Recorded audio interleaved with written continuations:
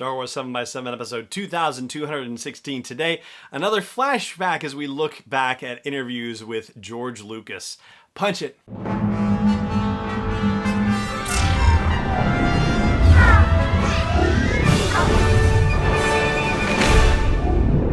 Hey Rebel Rouser, I'm Alan Voivod, and this is Star Wars 7x7, your daily dose of Star Wars joy, and thank you so much for joining me for it. So, if you tuned into yesterday's episode, you know that we are looking back at interviews that George Lucas did in 1979 as chronicled in Once Upon a Galaxy, which is the book about the making of The Empire Strikes Back. And I initially did this episode in December of 2014, and as I am currently not in the studio, I thought it would be fun to look back at some of these interviews and, the episodes that I did when the podcast was, just so brand new.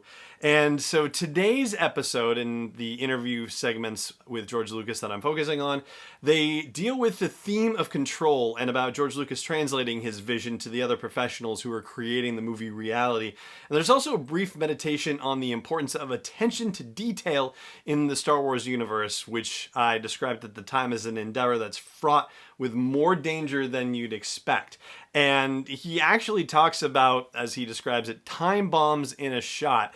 And for him to have been considering that in 1979 is so remarkable, because here we are in 2020 and meticulously parsing every last detail of everything that appears in every frame of a Star Wars movie.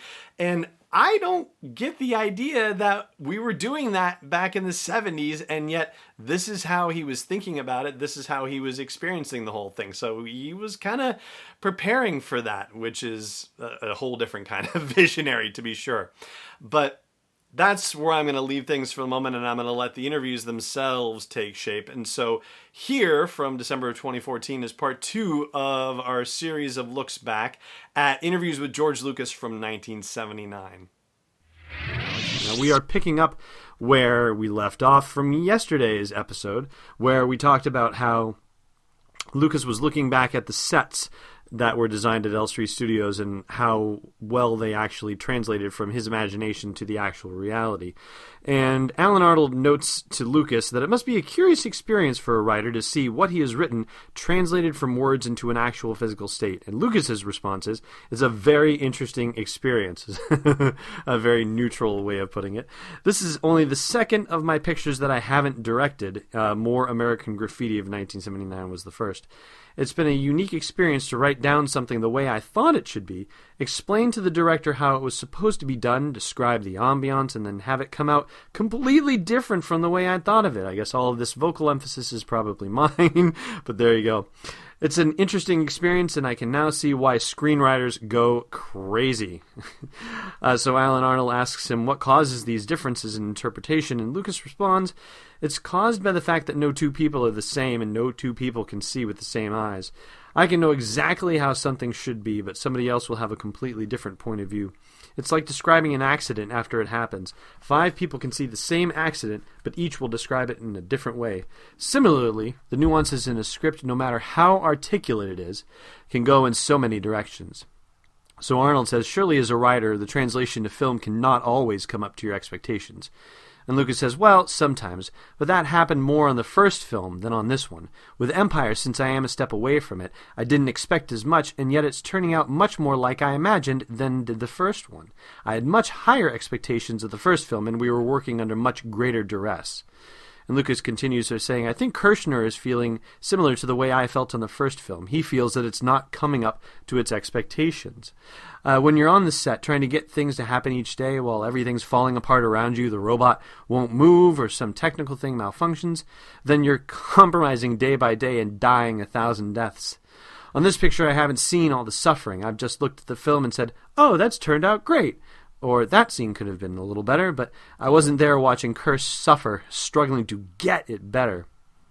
And there you go. That's Lucas's dilemma in a nutshell right there, having to compromise his vision. And, oh gosh, there's the whole idea of creative limitation, the idea that, when your vision gets quote-unquote compromised, I guess that's one way of looking at it, but you could also look at it and say, well, this compromise is happening, how can I use this as a creative challenge to do something a little more interesting and a little more surprising than what I had initially imagined? And I don't know that Lucas is willing to submit to serendipity and synchronicity in that same way. I think he's definitely been resistant to that idea. And Arnold continues saying, it must be a relief to have a quality craftsman at work, though. And Lucas says, these films are incredibly difficult to make. Normally, a director is concerned mainly with character and with telling a story. In Star Wars films, that is important, but equally important are all the details. They're like little time bombs all over the set, thousands of them, and if you don't catch one, it could do you in.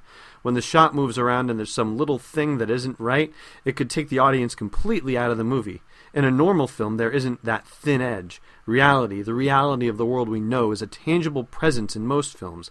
The viewer is there, it's real. But in a film like this, where we're creating a world that doesn't exist, it's very easy to puncture a viewer's sense of reality by a missing or wrong detail.